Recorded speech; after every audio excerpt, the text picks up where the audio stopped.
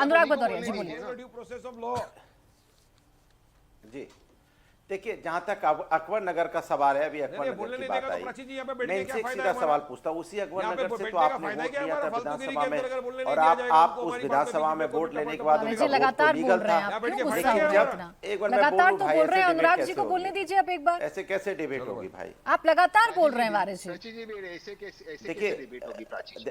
आ रही हूं मैं, तहसीन जी आ मुझे रही भी हूं। तो देखिए, हमें भी मौका मिलना देखिए, चाहिए ना। मैं बिल्कुल आ रही हूँ देखिए, सर, प्राची एक बार बस अनुराग जी को बात कंप्लीट करने दीजिए, फिर तुरंत देखिए, आपकी बात प्राची जी, अनुराग हम भाई लोग के बाद डिबेट हाँ, कर प्लीज लें। अनुराग भाई को। बोलिए अनुराग जी। देखिए अकबर नगर का जहां तक सवाल अभी सवाल उठा, अकबर नगर में आपने क्या किया? अकबर नगर में सरकार 2022 का चुनाव हो रहा था, उसी अकबर नगर से आपने वोट लिया, वो वोट आपको लीगल लगा, क्योंकि आप वहां से जीते विधानसभा, तो आपको लीगल वोट लगा। लेकिन चुनाव जीतने के बाद जैसी सरकार बनी, वही व्यक्ति जिन्होंने आपको वोट दिया था, वोट लीगल था, लेकिन अचानक वो इलीगल हो गया। फिर आपका बुलडोजर पहुंचा, फिर वो हाई कोर्ट पहुंचे। अब हाई कोर्ट में सरकार की जिम्मेदारी नहीं बनती थी कि सरकार उन लोगों का जिनसे वोट लिया था उनकी पैरवी करती? सरकार ने उनका विरोध किया। सरकार ने कहा इन मकान इस बस्ती को उजाड़ना है, तभी तो। अगर सरकार नहीं चाहती, सरकार ये बुलडोजर नहीं भेजती, तो क्या हाई कोर्ट जाने की जरूरत क्या थी? सरकार की फिर जिम्मेदारी क्या थी? भाई हर काम अगर कोर्ट से होगा तो फिर सरकार क्या कर रही है उत्तर प्रदेश के अंदर में? सरकार ही तो कोर्ट गई ना। सरकार ने विरोध किया कि नहीं भाई ये टूटना चाहिए। सरकार क्यों गई भाई तोड़ बोलने के लिए कि टूटना चाहिए? सरकार अकबर नगर बुलडोजर भेजती नहीं, तोड़ने की प्रोसेस करता ही नहीं, तो माननीय हाईकोर्ट आता ही नहीं। माननीय हाईकोर्ट तो तब आया ना जब आप उसको तोड़ने गए। क्यों तोड़ने गए आप? तो आप वोट भी उनका वापस कर देते हैं। कहते हमें आपकी बस्ती इलीगल, तो आपका वोट भी इलीगल, हमें नहीं चाहिए। तब आपने वोट तो ले लिया, और वोट लेने के बाद भी इलीगल हो गए। तो ये कमाल की बात भारतीय जनता पार्टी की है। सर एक मिनट, ये बताइए ना, जो सरकार ने किया वहां जो सरकार ने किया बिल्कुल इलीगल था, क्योंकि सरकार ने हाँ बताइए। बिल्कुल सरकार ने बेवजह बस्ती की बस्ती उड़ा दी, क्योंकि मैं बता रहा हूं आपसे क्यों इलीगल था। अब मेरी बात सुन लीजिए, कितने सालों से, करीब 100 साल से भी ज्यादा, मतलब 70 80 90 सालों से वो बस्ती वहां पे थी। उसके पहले भी कई सरकारें आई भारतीय जनता पार्टी की। ऐसा नहीं भारतीय जनता पार्टी की सरकार पहली बार उत्तर प्रदेश में बनी है, उसके पहले भी भारतीय जनता पार्टी की सरकार रही है, लेकिन कांग्रेस की भी रही है, अवैध अतिक्रमण तो था ना वो, अवैध अतिक्रमण तो था ना वो। पहले की सरकारों ने कार्रवाई नहीं की, तो अब की सरकार भी कार्रवाई ना करे। नहीं था उसमें रजिस्ट्रियां। तो फिर जाइए चैलेंज कर दीजिए कोर्ट पे, जाइए चैलेंज की रजिस्ट्रियां थी घर। अरे सुन तो लो, मेरी बात तो सुन लो। हाँ बोलिए। अरे सुन लीजिए, उसमें लोगों की रजिस्ट्रियां थी, लोगों के पास अपने मकान की रजिस्ट्री थी। फिर यही दूसरा पंतनगर पहुंच गए थे गिराने के लिए, फिर पंतनगर नहीं गिरा पाए। अब मैं आपसे पूछना चाहता हूं क्यों नहीं गिराया फिर? अच्छा सर, जब सब इलीगल तो नहीं, एक बस्ती लीगल कैसे होगी? सर अनुराग जी, तहसीन जी देखिए, दो चीज मैं कहना हाँ एक मिनट बस, एक लाइन मेरी ऐड कर लीजिए। सुप्रीम कोर्ट ने तो कहा कि भाई सरकारी जमीन है और वहां पर एनक्रोचमेंट अगर होता है लीगल तरीके से, तो उसे हटाना सरकार का काम है और वो हटना चाहिए। भाई तो ये बीजेपी भी कहती है। उस पर मैं आता हूं, लेकिन इसके पहले वाजपेयी जी ने एक बहुत इंपॉर्टेंट बात की। उन्होंने कहा, वाजपेयी जी ने कहा कि कोई सा कानून मिसयूज नहीं होता, उसका दुरुपयोग नहीं होता। ईडी का कानून का उन्होंने उदाहरण दिया, किसी और कानून का, फाइनेंशियल मिसयूज का कानून दिया। उन सारे कानूनों में आपको बेल मिल जाता। मान लो वाजपेयी जी या कोई और अरेस्ट हो गया ईडी के कानून में गलत, क्योंकि पॉलिटिकल अरेस्ट होते, अगर ये इस साइड आ गए तो अरेस्ट हो जाएंगे, तो उसमें बेल मिल जाएगा। किसी का घर टूट गया, वो आदमी बर्बाद हो जाता है, जिंदगी लग जाती है घर बनाने को, जिंदगी। और आप उन गरीबों को, उन मजबूर लोगों को आप सड़क पर खड़े उतारते हो।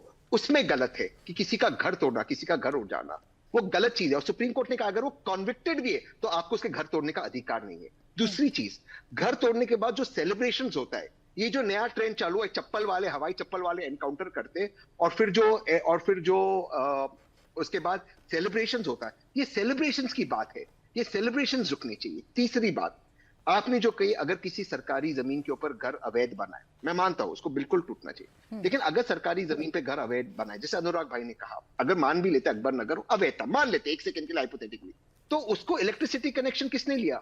उसको म्युनिसिपल रिकॉर्ड्स किसने दिया? वोटर आई कार्ड किसने दिया? उसको पानी का कनेक्शन और पानी का पैसा किसने दिया? ठीक है, सरकार ने ये सारी चीजें दी, ये दस्तावेजी। मैं आपसे पूछ रहा हूं, मध्य प्रदेश में पीएम आवास योजना में किसी का घर बना, क्या माननीय प्रधानमंत्री के घर पे जो घर के नाम पर जो घर बना है वो भी अवैध बना था? ये कैसा लॉजिक है? ये कौन सा लॉजिक है? ठीक है वाजपेयी जी, जो बात तहसीन पूनावाला जी ने कही, वो बात भी तो बड़ी वाजिब सी बात है ना, कि सरकार क्यों आंख बंद करके बैठी रहती है। करोड़ों के घर बन जाते हैं, जमीनों पर कब्जे हो जाते हैं, लेकिन आपको याद तब आता है जब उस शख्स के खिलाफ एफआईआर दर्ज हो जाती है, या वो किसी और भी केस में अंदर जाता है, या पुलिस उसे पकड़ती है। उससे पहले क्या हो जाता है? ऐसा होता है प्राची जी, ऐसा होता है दिल्ली में इनिशियली मैं अगर बात करूं 1980 के 222 कॉलोनी जो है अनऑथराइज कॉलोनियाँ थी। अनऑथराइज कॉलोनी मतलब सरकारी ज़मीन पे मकान बना लिया था। और आज की डेट में पिछले साल का डाटा है 3780 कॉलोनी है, सब सरकारी ज़मीन पे। होता है क्या है, सरकार ने ज़मीन एक्वायर की, एक्वायर करके वो पड़ी हुई है, तो वो धीरे धीरे लोग पहले कच्चा मकान बनाएंगे, फिर उसको पक्का मकान बना लेंगे। और ये सुप्रीम कोर्ट का ही ऑर्डर है कि आप ह्यूमन बेसिक फैसिलिटीज हैं उससे मना नहीं कर सकते हैं। आपको बिजली देनी पड़ेगी, आपको पानी देनी पड़ेगी, आपको सड़क देना पड़ेगा, ये सब सुप्रीम कोर्ट की डायरेक्शन पे होता है। लेकिन उसके बावजूद जो कॉलोनियां पास नहीं होती हैं, अनऑथराइज से अथोराइज में कन्वर्ट नहीं होती हैं, वो आज भी गिराई जाती हैं। और ये कानून कोई आज का नहीं है।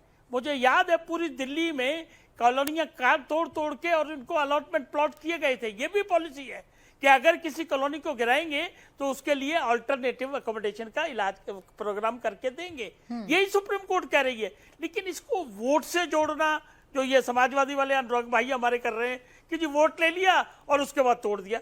अरे भाई, अगर अवैध है तो तोड़ी जाएंगी, वोट से कनेक्ट मत लेकिन उस पर करिएगा। सेलिब्रेशन भी तो वाजपेयी जी करते हैं ना। सरकार कोई के भी लोग सरकार अगर उस पर होगी, सेलिब्रेशन वो करेंगे, कानून के हिसाब से काम करेगी। माइंड यू, वाजपेयी जी, चाहे वो एनकाउंटर बीजेपी का की है, मसला चाहे हो, कांग्रेस की है, चाहे किसी और बुलडोजर की है। का मसला और हो, हर सरकारों ने गिराई है, अवैध कॉलोनियां भी गिराई हैं।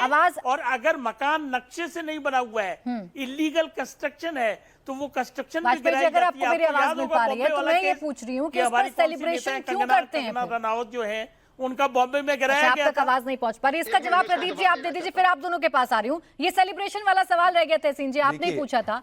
सेलिब्रेशन करेंगे तो विपक्ष के जहन में आएगा ना कि भाई आप जानबूझकर करते हैं जो कुछ करते हैं। प्राची जी, वो सेलिब्रेशन जो कॉमन लोग इसलिए करते हैं क्योंकि उनमें से अगर कोई रेपिस्ट निकलता है जो 14 साल की बच्ची का रेप करता है, और अगर उस रेपिस्ट के खिलाफ इस संसार के अंदर कार्रवाई होती है तो समाज सेलिब्रेट करता है। अगर लगता है कि कुछ गैर कानूनी किया है तो मैं कहता हूं कोर्ट जाइए। अकबरपुर के अंदर मैं निवेदन करना चाहूंगा अनुराग भाई को कि वो कोर्ट जाइए। तहसीन जी बहुत पावरफुल है, कांग्रेस पार्टी के बहुत लोग को जानते हैं। आज उनकी बात को कमलनाथ जी को सुनना चाहिए और गहलोत जी को सुनना चाहिए। फिर बोलने लगे। देखिए अनुराग जी, आपकी 3-3 मिनट तक मैं आपकी बात को सुनता हूं। ये देखिए प्राची जी, कमलनाथ जी ने बोला है कि असली बुलडोजर बाबा वो है। ये जब कर्नाटक का, जब मध्य प्रदेश के अंदर कमलनाथ जी की सरकार थी, उन्होंने कहा असली बुलडोजर बाबा वो है। राजस्थान के अंदर अशोक गहलोत कहते हैं कि मैंने जो है 70 से ज्यादा प्रॉपर्टीज के ऊपर बुलडोजर चलाए। तो कांग्रेस के नेता क्या बात करेंगे? और कानून की बात करी, मैं बिल्कुल वाजपेयी जी की बात को ऐड करूंगा। उत्तर प्रदेश का कानून हम नहीं लेके आए प्राची जी, ये 1973 का कानून था। मध्य प्रदेश का कानून हम नहीं लेके आए, ये 1961 का कानून था। राजस्थान का कानून हम नहीं लेके आए, ये राजस्थान म्युनिसिपल एक्ट 2009 का कानून था। हम कानून को फॉलो कर रहे हैं और अगर हम कुछ गलत कर रहे हैं तो कोर्ट से आप हमको बताइए। नहीं, कोर्ट देखिए, कोर्ट ने भी ये नहीं कहा ना कि कानून से इतर कुछ जाएगा। कोर्ट ने ये कहा कि उस कानून का जिस तरीके से पालन करवाया जाता है वो गलत है। अगर सुप्रीम कोर्ट, हम सुप्रीम कोर्ट में वापस से कहूंगा, सुप्रीम कोर्ट ने कहा कोई भी इलीगल कंस्ट्रक्शन जो है पब्लिक लैंड पे नहीं होना चाहिए। हम जो भी ऑर्डर भी पास करेंगे वो भी हम इंश्योर करेंगे कि इलीगल इंक्रोचमेंट ना रहे। सुप्रीम कोर्ट गाइडलाइन लाए जिससे कि सरकारें और अच्छे से काम कर सकें। छोटा सा काउंटर पे अनुराग जी वेट कर रहे हैं। तहसीन जी देखिए, अगर इलीगल कंस्ट्रक्शन अवैध कंस्ट्रक्शन सरकारी जमीन के ऊपर है, जब वो सरकारी जमीन पर चालू होता तब सरकारें ने काम क्यों नहीं की? तब सरकार काम क्यों नहीं करती उसके ऊपर? अब आप ये बहाना देते हो सरकारी जमीन के ऊपर है। सरकारी जमीन आपको सिलेक्टिवली क्यों देखते हो? योगी आदित्यनाथ जी का बुलडोजर कर्नाटका में क्यों लेके गए थे आपने as a election symbol campaigning के लिए? वो बुलडोजर मॉडल भाजपा उसको मार्केट क्यों करती है? गरीबों का, मासूम लोगों का घर तोड़कर उसको आप सेलिब्रेट क्यों करते हैं? यही बात है। अगर किसी ने रेप किया है उसको फांसी की सजा मिलनी चाहिए, लेकिन उसका घर तोड़कर अगर आप सेलिब्रेट करोगे वो जस्टिस नहीं है, वो नाइंसाफी है। फिर गलत कमलनाथ जी भी थे और गलत अशोक गहलोत जी भी थे ना। अगर वो बुलडोजर बाबा अगर कमलनाथ, अशोक गहलोत जी या किसी ने भी, कांग्रेस ने भी गरीबों का घर तोड़ा है एज जस्टिस और उसको सेलिब्रेट किया, वो गलत है। घर अतीक अहमद और मुख्तार अंसारी ने अनुराग तोड़ा। भदौरिया जी, अच्छा एक सेकंड रुक जाइए। अनुराग भदौरिया जी जी देखिए, मेरा सीधा सा सवाल है जो इसका जवाब नहीं दिया कि भाई कहते हैं ना कि लश्कर भी तुम्हारा, सरदार भी तुम्हारा, अखबार तुम्हारा, तुम जो लिख दो सब सही है, फरियादी जाए तो जाए कहां। भाई अकबर नगर इलीगल, अकबर नगर के बगल में लीगल हो गया अचानक, ये कैसे हो गया? एक घर इलीगल, बगल वाला घर लीगल। तो इसके मतलब आपकी मंशा ठीक नहीं है ना, आप इसके मतलब भेदभाव करना चाहते हो ना समाज के अंदर। बुलडोजर चूंकि आपका है, ताकत आपकी है, इसलिए बुलडोजर अकबर नगर पे चला दिया। बिजली कनेक्शन आपने दिया, वोटर आईडी आपने बनाया, रजिस्ट्री आपने की, पानी कनेक्शन आपने दिया, उनको लीगल आपने बताया क्योंकि आपने वोट लिया तो लीगल वोट लिया ना। ये इसी और अचानक लॉजिक से सरकार बनते ही इलीगल हो गया, इसी अकबर लॉजिक नगर से इलीगल हो गया। इसी बगल लॉजिक वाला से आप देखिए वोट बैंक की राजनीति करी है। अच्छा, आप लोग इसे वोट से जोड़ सकते हैं, मैं तो इसे वोट से सुप्रीम जोड़ कोर्ट रहे की हैं। टिप्पणियों पर बात कर रही थी।